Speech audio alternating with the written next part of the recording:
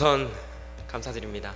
앞에서 너무 아름답게 잘 찬양해 주셔서 제가 서는 게 그래도 부담이 좀 덜한 것 같습니다. 우리가 오늘 함께 읽은 본문은 마태복음 20장의 그 말씀은 19장에서부터 이어지는 먼저 된 자가 나중되고 나중된 자가 먼저 되리라 하는 메시지와 함께 그 메시지를 담고 있는 포도원 주인과 품꾼의 비유로 시작합니다. 그리고 이 비유에 이어서 예수님께서 예루살렘에 입성하기까지 총 3번에 이르러서 예수님 자신께서 죽임 당하실 것과 고난 당하실 것, 그리고 마지막에는 부활하실 것을 3번에 걸쳐서 이야기하셨는데 그 3번째 말씀이 기록되어져 있습니다. 그리고 이 말씀 다음에는 예수님께서 예루살렘에 입성하기 전에 2 맹인을 만나게 되시고 그리고 2 맹인을 치유해 주시는 장면이 기록되어 있습니다. 그리고 21장에서는 예수님께서 예루살렘에 입성하실 때에 수많은 무리들이 나와서 예수님께 호산나 다윗의 자손이여 라고 외치는 그런 장면이 이렇게 기록되어져 있습니다. 이런 장면들을 기억하시면서 이 말씀을 함께 봤으면 좋겠습니다. 그런데 이런 흐름 속에서 예수님의 공생에 있어서 가장 극적인 장면이 되어야 하는 21장에 예루살렘의 입성에 앞서서 우리들의 눈과 또한 예수님의 귀와 거기 함께 모여있는 제자들, 10 제자들의 마음을 상하게 하는, 그리고 눈을 찌푸리게 하는 그런 장면이 여기에 기록되어져 있습니다. 세베대 아들의 어머니가 그 아들 2를 데리고 나와 예수님께 내 아들을 한 명은 예수님의 좌편에 한 명은 예수님의 우편에 앉게 해주시옵소서 이렇게 간청을 합니다. 오늘의 본문과 평행하는 본문이 있습니다. 마가복음 10장 35절에 46절에서는 이렇게 기록되어져 있습니다. 거기서는 세베대 아들의 어머니가 아니라 세베대 아들 2 사람이 직접 나와서 예수님께 저 한 명은 이쪽에 앉게 해주고 한 명은 이쪽에 앉게 해주시옵소서라는 동일한 요청을 하게 되었습니다. 그런데 오늘의 본문은 어머니가 등장을 합니다. 마태복음의 저자로 알려져 있는 마태는 왜 굳이 어머니를 등장시킴으로 인해서 어떤 메시지를 전하고자 하는 것일까요? 이런 궁금증을 갖고 오늘 본문을 다시 한번 보고자 합니다. 세베대 아들의 어머니라고 소개되어 있는 이 여인은 누구일까요? 그 전에 앞서서 세베대 아들은 그렇다면 누구일까요? 세베대 아들로 소개되고 있는 2 아들은 예수님의 제자 12 중에서 예수님께서 특별히 사랑하셨던 3 제자 그 중에서 2명이었습니다. 이 둘의 이름은 야고보와 요한이었습니다. 예수님은 이 3사람 베드로를 포함해서 이 3사람을 데리고 변화산에도 올라가셨으며 또한 겟세마네 동산에서 죽기 전에 예수님께서 부활하시기 전에 그 고난을 토로하시면서 기도하실 때에 그 3사람을 함께 데리고 올라가셨습니다. 수제자였던 베드로가 이 2 형제와 함께 예수님의 사랑과 신뢰를 듬뿍 받았던 그런 사람들이었습니다. 그렇다면 마가복음에서 전하는 것처럼 2 사람이 직접 나와서 예수님께 이런 요청을 하는 것이 더 바람직하지 않았을까요? 왜 굳이 이들의 어머니를 등장시킴으로 인해서 뭔가를 말하려고 했을까요? 다시 한번 이 어머니가 어떤 사람인지 살펴보겠습니다. 이 어머니의 이름은 살로메입니다. 예수님께서 십자가에 달리실 때에 그 자리에 있었던 3명의 여인이 있었습니다.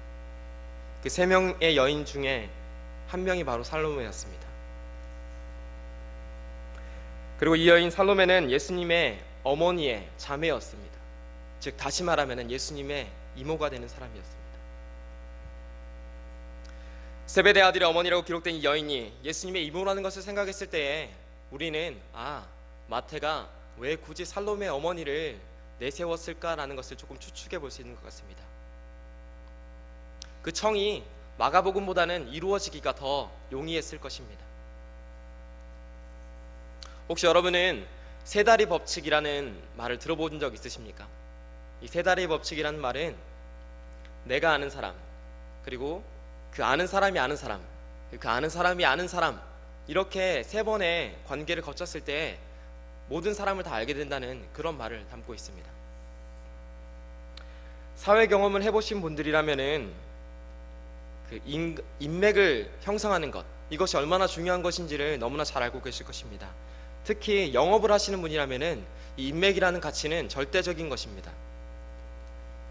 인맥에 있어서 세 가지 종류가 있는데, 친족 관계인 혈연, 학교로 맺어진 학연, 또는 지역을 연고로 하는 지연, 이 세 가지가 대표적인 인맥이라고 할 수 있겠습니다.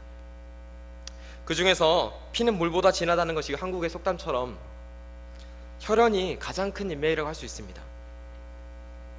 예수님이 이모였던 세베대 아들의 어머니 살로메는 아마도 혈연을 이용해서 예수님께 자기가 원하고자 하는 그 간청을 들어주기를 원했을 것입니다. 그런데 이런 모습이 지켜보는 사람들에게 있어서는 그다지 탐탁치 않은 모습으로 비춰집니다. 우리 눈살을 찌푸리게 하는 그런 모습으로 비춰집니다. 그렇기 때문에 다른 10명의 제자들이 두 형제에 대해서 분이 여기는 것은 너무나도 당연한 일이었을 것입니다. 하지만 여기에서 중요한 사실을 살로메가 우리에게 말하고 있습니다. 어떻게 해서든지 그분이 예수님이라면은 우리가 어떤 연을 통해서라도 예수님과 관계를 맺고 연을 이어간다는 것은 무엇보다도 중요하다는 것입니다.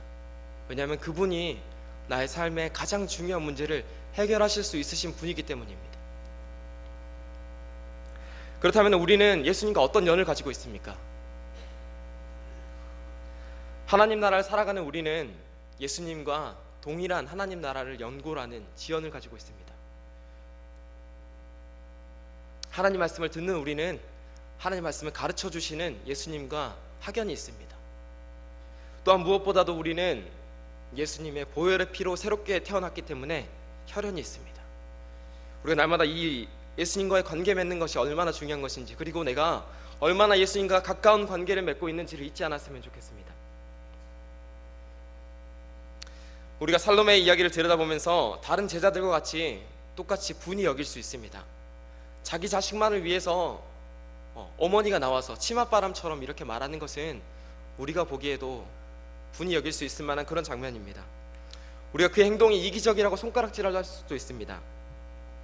하지만 여기서 우리가 살로메가 자기 자식을 사랑하는 한 사람의 어머니라는 것을, 우리가 잊어서는 안 될 것입니다. 그리고 그 어머니의 마음이라는 것을 우리가 비난할 수는 없을 것입니다. 여러분 잘 알고 계시는 노래가 있습니다. 어머님의 마음. 가사가 이렇게 되어 있습니다. 나실 때 괴로움 다 잊으시고 기르실 때 밤낮으로 애쓰는 마음, 진자리 마른 자리 가라앉으시며 손발이 다 닳도록 고생하시네. 하늘 아래 그 무엇이 넓다 하리요. 어머님의 희생은 가히 없어라. 3절의 가사는 이렇습니다. 사람의 마음속에 한 가지 소원, 어머님의 마음속엔 오직 한 가지, 아낌없이 일생을 자녀 위하여 살과 뼈를 깎아서 바친 마음, 인간의 그 무엇이 거룩하리요. 어머님의 사랑은 지극하여라. 네. 이런 것처럼 어머님의 마음이라는 것은 우리가 함부로 이야기할 수 없는 그런 고귀한 것입니다. 그리고 살로메는 자녀를 사랑하는 어머님과 동시에 또한 예수님의 부활을, 예수님을 온전히 믿었던 그런 여인이었습니다. 좀 전에 말씀드렸듯이 예수님께서는 3차례에 걸쳐서 자신의 고난당하실 것, 그리고 죽으실 것, 그 이후에 다시 부활하실 것을 3번에 걸쳐서 이야기하셨습니다. 그런데 이 말씀을 들었을 때, 이 자신의 예고를 들었을 때 제자들의 반응은 어떠했습니까? 첫 번째로 예수님께서 첫 번째 그 말씀을 하셨을 때 베드로가 이렇게 항변하면서 이야기했습니다. 주여, 그리 마옵소서. 이 일이 결코 주께 미치지 아니하리이다. 이렇게 말했습니다. 두 번째는 어땠습니까? 두 번째 예수님께서 이야기하실 때에 이렇게 기록되어져 있습니다. 제자들은 매우 근심하였더라. 그러나 살로메는 이들과 달랐습니다. 살로메는 예수님께서 자신의 죽으심과 부활, 이걸 이야기하셨을 때 그 부활을 믿었습니다. 앞에 나오는 고난과 죽음이 아니라 부활을 더 믿었습니다. 그렇기 때문에 예수님께서 다시 이 땅에 왕으로 오실 것을 너무나 확고히 믿었습니다. 20절의 말씀, 오늘 본문이 시작하는 오늘 본문의 첫 단어는 이것입니다. 그때에. 이 그때라고 기록되어 있는 것은 살로메가 그렇게 예수님의 마음을, 예수님의 말씀을 온전히 믿었다는 것을 말하고 있습니다.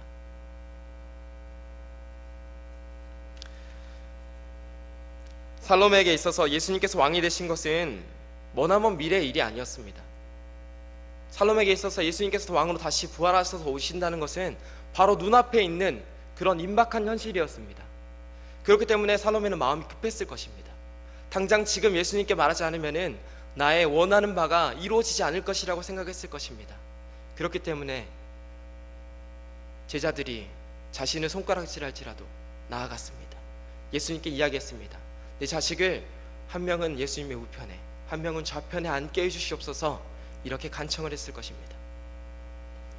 이런 살로메의 믿음을 우리가 어떻게 비난할 수 있겠습니까? 하지만 예수님께서는 이 살로메의 요청에 있어서 이렇게 대답하셨습니다. 너희는 너희가 구하는 것을 알지 못하는도다. 살로메와 그 두 아들 야고보와 요한이 과연 자신들이 구하는 바를 몰랐을까요? 그들은 이미 예수님께서 어떤 분인지를 너무나 잘 알고 있었습니다. 특히 예수님과 동고동락하며 예수님께서 전하시는 복음, 가르침을 통해서 예수님께서 어떤 분인지를 너무나 잘 알고 있었습니다. 예수님께서 행하신 기적들, 그것들을 바라보면서 예수님을 너무나 잘 알고 있었을 것입니다. 무엇보다도 자신이 함께 다니는 그 베드로가 주는 살아계신 하나님의 아들이십니다라고 고백했을 때 그 고백을 들었을 것입니다. 그렇기 때문에 예수님이 어떤 분인지는 너무나 잘 알고 있었을 것입니다. 그리고 자신들이 지금 요구하는 바는, 자신들이 간청하는 바는 이런 왕이시고 하나님의 아들이신 당신과 함께하고자 합니다 라는 그런 메시지라는 것은 자신들이 말하면서도 분명히 잘 알고 있었을 것입니다. 그런데 왜 예수님은 이들의 요청을 너희가 말하는 것을 너희는 서로 모른다 라고 말씀하셨을까요? 이 대답을 이어지는 예수님의 말씀 가운데 우리가 찾을 수 있습니다. 예수님께서는 이렇게 말씀하셨습니다. 내가 마시려는 잔을 너희가 마실 수 있느냐? 라고 이렇게 오히려 되물어 질문하셨습니다. 예수님께서 마시려고 했던 그 잔은 무엇입니까? 우리는 이것이 무엇인지 너무 잘 알고 있습니다. 예수님께서는 겟세마네 동산에서 기도하실 때에 땀방울이 핏방울이 되기까지 기도하셨습니다. 그리고 얼굴을 땅에 대시고 엎드려 기도하시면서 이렇게 말씀하셨습니다. 내 아버지여, 만일 할만하시거든 이 잔을 내게서 지나가게 하옵소서. 그러나 나의 원대로 마시옵고 아버지의 원대로 하옵소서. 예수님께서 마시려고 했던 잔은 고난과 죽음의 잔이었습니다. 하나님의 아들이신 예수님께서는 자신의 아버지가 되신 하나님의 뜻이 이루어지기 위해서는 자신이 고난의 잔, 죽음의 잔을 받아야 한다는 것을 너무나 잘 알고 계셨습니다. 하지만 하나님의 아들이신 그분조차 이 고난의 잔은, 이 죽음의 잔은 피하고자 하는 그런 잔이었습니다. 그렇습니다. 살로메의 두 아들 야고보와 요한은 이 의미를 전혀 몰랐습니다. 그렇기 때문에 자신들이 요구하는 바를 전혀 몰랐습니다. 그래서 예수님께서 이 잔을 마실 수 있느냐라고 물어보셨을 때 그들은 주저하지 않고 자신들의 영광스러운 미래만을 바라보면서 이렇게 이야기했습니다. 네, 할 수 있습니다. 이 대답에 대해서 예수님께서 어떻게 말씀하셨습니까? 23절의 말씀을 우리가 함께 읽겠습니다. 이르시되 너희가 과연 내 잔을 마시려니와 내 좌우편에 앉는 것은 내가 주는 것이 아니라 내 아버지께서 누구를 위하여 예비하셨든지 그들이 얻을 것이니라. 아멘. 예수님께서는 이 말씀을 통하여서 두 아들의 미래가 어떻게 될 것인지를 확실히 말씀하셨습니다. 예언하셨습니다. 그리고 그 예언대로 살로메의 두 아들은 고난의 잔을 받게 되었습니다. 첫째 아들 야고보는 헤롯 왕에 의해서 목을 베임을 당했습니다. 죽었습니다. 그리고 첫 번째 순교자가 되었습니다. 그리고 요한은 사랑의 사도가 되어서 예수님의 말씀을 전하는데 자신의 평생을 다 바쳐서 그렇게 헌신했습니다. 과연 살로메가 예수님께서 말씀하신 것처럼 너희들이 원하는 것은 고난의 잔을 받아야지만 가능하다라는 이 뜻을 알고 있었다면 과연 예수님께 나와서 이렇게 간청할 수 있었을까요? 이제 예수님께서는 제자들을 불러서 이야기하십니다. 이방인들은 집권자들과 고관들이 권세를 부릴지라도 너희는 그렇지 않아야 한다. 크고자 하는 자는 섬기는 자가 되고 으뜸이 되고자 하는 자는 종이 되어라. 이렇게 말씀하셨습니다. 예수님께서는 이 이야기를 영광스러운 미래만을 바라봤던 그 어리석었다고 말할 수 있는 두 명의 제자 야고보와 요한만을 데리고 이야기하신 것이 아니었습니다. 예수님께서 이 말씀을 하신 거는 다른 분이 여겼던 10명의 제자들을 함께 데리고 이야기하셨습니다. 그리고 지금 우리에게도 동일하게 말씀하고 계십니다. 우리는 야고보와 요한처럼 직접적으로 말로 하면서 표현을 하거나 아니면 10명의 제자들처럼 표현을 하지 않거나 그럴지라도 여전히 우리의 마음속에는 높은 사람이 되기 원하며 큰 사람이 되기 원하며 으뜸이 되기를 원하는 그런 욕심이 있습니다. 그리고 또한 나뿐만이 아니라 나의 자녀들도 으뜸이 되기를 원하며 높은 사람이 되고 섬김을 받는 사람이 되기를 내심 원하고 있습니다. 그리고 이것을 위해 우리는 열심히 노력하며 살아갑니다. 선거철이 되면 우리는 수많은 문자와 전화, 안내방송과 인사들을 받게 됩니다. 길을 가다가도 많게는 10명, 적게는 4-5명의 사람들의 인사를 받곤 합니다. 그리고 그들의 지지를 부탁하는 그런 요청을 듣게 됩니다. 하나같이 자신이 당선된다면은 내가 열심히 섬기겠습니다 라는 약속을 듣게 됩니다. 그렇지만 우리가 이 약속이 이루어진 것을 많이 보았습니까? 당선되었을 때 그들의 모습이 과연 자신들이 약속했던 것처럼 우리를 그렇게 섬기는 모습이었습니까? 이런 모습은 정치인들이나 선거를 바라는 그런 사람들만을 우리가 말할 것은 아닙니다. 우리의 일상에서 고등학교와 중학교에는 반장선거 또는 초등학교에서는 이루어지는 반장선거에서조차 찾아볼 수 있는 그런 모습입니다. 아니요, 이것은 우리가 살아가는 삶의 곳곳에서 이루어지는 그런 모습들입니다. 그들은 약속했던 그 섬김의 그 말은 잊어버리고 귀 닫고 눈 닫아버린 말뿐인 그런 섬김이들만 되어서 우리 곁을 지키고 있습니다. 이런 현실을 살아가는 우리에게 예수님께서 이렇게 말씀하십니다. 너희는 그렇지 않아야 한다. 19장에서부터 말씀하신 예수님의 천국에 대한 가르침은 먼저 된 자가 나중되고 나중된 자가 먼저 될 것이다 라는 것이었습니다. 이것이 시간상의 뒤바뀐만을 말하는 것은 아닐 것입니다. 먼저 된 자, 높은 자리에 앉고 싶어하는 자는 나중된 자, 섬기는 이가 되어야 하며 다른 사람이 종이 되어야 한다 라는 의미를 분명히 담고 있을 것입니다. 그렇게 타인을 섬기고 종이 되기를 자처하는 사람이야말로 먼저 된 자가 될 것이라고 예수님께서는 말씀하십니다. 이것이 천국의 비밀입니다. 그리고 예수님께서는 자신이 바로 이 천국의 비밀을 우리에게 몸소 보여주신 분이라는 것을 말씀하십니다. 우리가 함께 28절의 말씀을 읽겠습니다. 함께 읽으시겠습니다. 인자가 온 것은 섬김을 받으려 함이 아니라 도리어 섬기려 하고 자기 목숨을 많은 사람의 대속물로 주려 함이니라. 아멘. 야고보와 요한의 어머니 살로메가 믿었던 것처럼 예수님께서는 왕이십니다. 우리 가운데 왕으로 오신 분입니다. 그렇기에 왕이신 그분이 이방의 집권자들과 고관들처럼 임의로 주관하시고 권세를 부리실 수 있으신 그런 분입니다. 왕은 어떤 사람입니까? 프랑스의 절대 군주를 이끌었던 왕으로 유명한 사람이 있습니다. 루이 14세라는 왕이 있었습니다. 그 사람이 남긴 유명한 말이 이것입니다. 짐이 곧 국가다. 내가 바로 이 나라다 라고 말했습니다. 이처럼 왕이란 절대 권력을 상징하는 그런 존재입니다. 예수님은 이런 왕보다 더 훨씬 높으신 왕이십니다. 그러나 그런 왕 대신 예수님께서 자신이 섬김을 받으려 온 것이 아니라고 말씀하십니다. 도리어 섬기러 오셨다고 말씀하셨습니다. 그리고 실제로 자신의 삶을 다 바쳐서 섬기고 섬겨서 죽기까지 하셨습니다. 우리의 왕 되신 분이 이렇게까지 본을 보이셨습니다. 이것이 천국의 비밀입니다. 그리고 이제 천국의 비밀을 따라서 살아가기를 예수님께서는 원하십니다. 아니요, 예수님께서는 지금 우리에게 명령하십니다. 섬김은 더 이상 우리에게 있어서 선택사항이 아닙니다. 섬김은 우리의 왕 되신 예수님의 명령이며 또한 그분께서 귀하게 여기신 하나님 나라의 아주 중요한 가치입니다. 예와 효가와 대한민국의 가장 귀한 어떤 도덕적인 가치라고 볼 수 있습니다.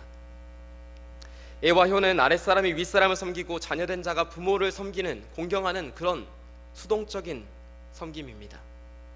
하지만 하나님 나라의 섬김은 이보다 더욱 역동적입니다. 힘 있는 자가 약한 자를, 가진 자가 없는 자를, 건강한 자가 병든 자를, 배운 자가 못 배운 자를 섬기는 것입니다. 이것은 섬김을 받을 만한 자를 섬기는 것이 아니라, 섬기고 싶은 사람을 섬기는 것이 아니라, 그렇지 못한 사람을 섬기는 것이 진정한 예수님의 섬김이라는 것을 말하고 있습니다.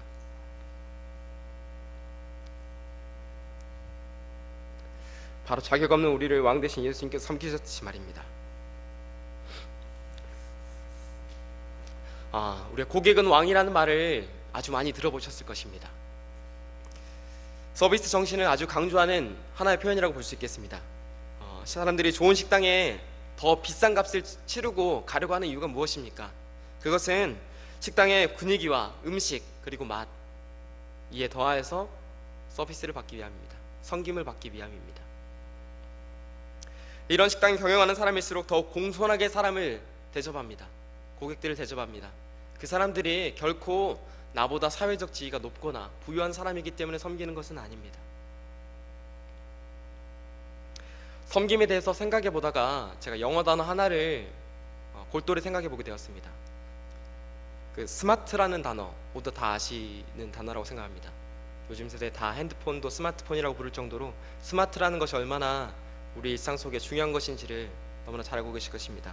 이 스마트라는 단어를 생각해 봤습니다. 우리는 스마트하게 섬겨야 합니다. 영리하게 섬겨야 합니다. 근데 이 스마트에 각 알파벳마다 의미를 좀 넣어 봤습니다. S는 sensible하고 sensitive입니다. 이 다른 뜻으로는 현명하고 민감하게 하는 것입니다.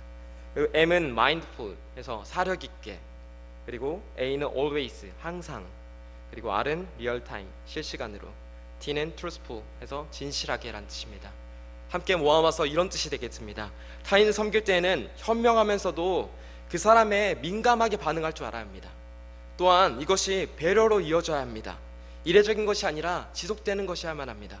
또한 지금 나의 도움이 필요한 사람에게 나중에 도와주겠다, 나중에 내가 섬겨주겠다라고 말하는 것이 아니라 지금 즉각 그 사람을 섬기는 것이 필요합니다. 또한 그 사람을 섬기는 것이 진실되지 않으면 소용이 없습니다. 여기 한 가지가 더 필요합니다. 우리는 흔히 노블리스 오블리지아라는 말을 합니다. 노블리스 오블리지아란 말은 지도층에 있는 사람들이 높은 수준의 도덕적 의무와 사회에 대한 책무를 가져야 함을 말합니다. 많은 사람들이 자신의 지위와 능력을 자신을 위해서만 사용하고 타인을 섬기지 않기 때문에 이런 말이 우리 사회 가운데 자꾸 자성의 목소리로 나오는 것입니다. 하지만 이보다 우리가 더욱 따라야 할 한 단어가 있습니다. 백의종군이란 말입니다. 임진왜란의 영웅으로 알려져 있던 이순신 장군은 모함을 받아서 조정으로부터 백의종군하라는 명령을 받았습니다. 그리고 자신을 눈엣 가시로 여기는 원균 장군 밑에서 약 120여일을 가장 낮은 병졸로 근무했습니다. 하지만 그는 백의종군이 끝난 후에도 나라에 여전히 충성스러운 장군으로 남아 있었으며 자신의 책무를 다했습니다. 우리에게 필요한 것은 이런 섬김입니다. 예수님의 섬김은 지극히 높은 자리에서 낮고 잦은 땅으로 내려오신 그런 섬김이었습니다. 우리가 감히 예수님을 따라갈 수는 없겠지만 우리의 힘과 부와 명예가 다 없어질지라도 여전히 하나님의 나라에 갇힌 섬김을, 예수님께서 우리에게 몸소 보여주신 그 섬김을 조금이라도 닮아가기를 노력해야 할 것입니다.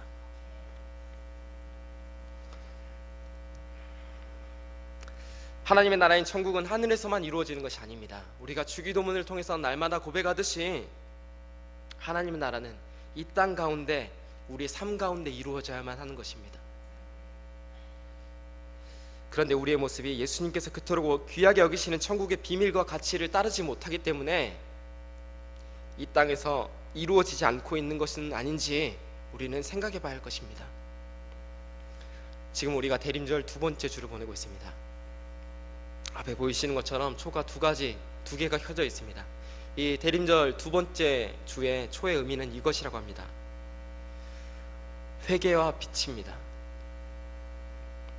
이 땅에 하나님의 나라가 이루어지도록 하지 못한 나의 모습, 그것을 회개하고 또한 이 땅 가운데 예수님께서 섬기러 오셨던 것처럼 예수님의 섬김이 필요한 많은 사람들을 예수님께서 친히 찾아오셨던 것처럼 우리도 우리 주변에 우리 섬김이 필요한 사람이 있지 않는지 밝혀주는 그런 빛이 필요합니다. 우리는 섬기는 자가 되어야 합니다. 섬기기 위해서 예비된 자가 되어야 합니다. 섬기기 위해서 우리는 삶에서 최선을 다해서 살아야 합니다. 열심히 돈도 벌어야 하고 열심히 배워서 지식을 잃게 합니다. 꾸준히 운동해서 건강을 지켜야 하고 또한 기술을 배워야 합니다. 신문도 자주 읽어야 하고 무엇보다도 말씀 묵상과 기도 생활에 전념해야 할 것입니다. 교회는 각 성도의 섬김과 봉사로 세워져 있습니다. 교회의 일꾼을 뜻하는 집사, 디콘이라는 말은 그 어원이 섬기다라는 헬라어 디아코네오에서 나왔습니다. 이 뜻은 다시 말하면은 교회 집사 이상의 직분을 가진 모든 분들이 다 섬기기 위한 분들이라는 뜻을 가지고 있습니다. 이 섬김과 봉사는 교회에서뿐만 아니라 우리가 살고 있는 사회와 가정에서도 마찬가지로 이루어져야만 하는 것입니다. 하나님 나라가 이루어지기 위해서 말입니다. 섬김은 결코 쉽지 않습니다. 섬김은 예수님의 도우심이 필요합니다. 예수님의 마음을 갖지 않고 있다면 우리가 결코 사랑할 수도 없으며 다른 사람들을 섬길 수도 없습니다. 그렇기 때문에 우리는 매일매일 예수님께 요청해야 합니다. 예수님과 연을 맺으면서 살아야 합니다. 그 연이 끊어지면은 우리 안에는 더 이상 생명력이 없습니다.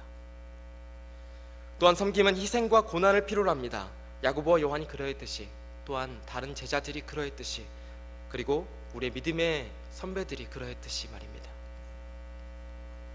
하지만 섬김을 통해 우리는 하나님 나라에서 큰 자가 될 것입니다. 으뜸이 가는 자가 될 것입니다. 한국교회 산순교자로 알려져 있는 이원영 목사님은 일제강점기에 황국 신민화 정책을 일체에 거부한 것으로 유명합니다. 이 목사님이 거부했던 그 황국 신민화 정책은 이런 것입니다. 창씨개명, 신사참배, 민족말사 정책을 통한 역사 언어 통제, 전쟁을 위한 물자 징발 등 여러 가지가 그 속에는 담겨져 있습니다. 이 때문에 이원영 목사님은 심우하던 교회에서 목사직을 박탈당했습니다. 그리고 그 목사님의 가족은 사람들이 살지 않는 외딴 곳으로 유배당했습니다. 그리고 자신은 4차례 걸친 수감 생활을 통해서 갖은 고초와 고문을 당했습니다. 심지어 한 번은 그 사람들이 고초와 고문을 하다가 이원영 목사님이 아주 축 늘어져서 시체처럼 됐을 때 죽었다 하고 밖에 내다 놓고 넝마를 덮어놓은 적이 있었습니다. 그럴 정도로 이 이원영 목사님은 너무나 많은 수모와 고난을 당했습니다. 하지만 그 숱한 고난을 당하면서도 이 목사님은 섬김을 그치지 않았습니다. 제가 이원영 목사님의 그 일대기를 읽어보면서 가장 인상 깊었던 장면이 이것이었습니다. 한 번은 유치장에 수감되었는데 그곳에는 빈대가 아주 많았다고 합니다. 그런데 이원영 목사님 일부러 빈대가 들어오는 출입구인 문 지방에 누워서 일부러 빈대가 자기를 뜯어 먹도록 했다고 합니다. 왜냐하면 그 안에는 다른 학생들이 함께 수감되어 있기 때문입니다. 이원영 목사님 마침내 해방과 함께 출감되었을 때 자신의 안위를 돌보는 것보다 다른 어떤 것보다도 교회를 다시 세우고 또한 믿음을 잃어버린 그 사람들을 찾아가서 그 믿음을 세워주기를 노력하셨습니다. 자신의 의지와 수고가 다른 사람에게 무기가 되는 것이 아니라 도리어 그 사람들을 섬기기를 주기까지 하셨습니다. 이원영 목사님의 삶은 우리에게 섬김이 무엇인지 아주 조용히 말하고 있습니다. 지금 여러분과 저는 살로메와 동일한 위치에 있습니다. 나와 내가 가장 사랑하는 사람, 그 가족을 위해서 예수님 앞으로 지금 나와왔습니다. 그리고 예수님께서는 우리에게 예수님께서 우리에게 원하신 것이 무엇인지를 우리는 오늘의 말씀을 통해서 너무나 잘 알게 되었습니다. 그리고 이 순간에 예수님께서 우리에게 이렇게 다시 질문하십니다. 무엇을 원하느냐? 우리가 이렇게 예수님께 대답했으면 좋겠습니다. 주님의 섬김을 원합니다. 그것이 우리의 생명입니다. 함께 기도하시겠습니다.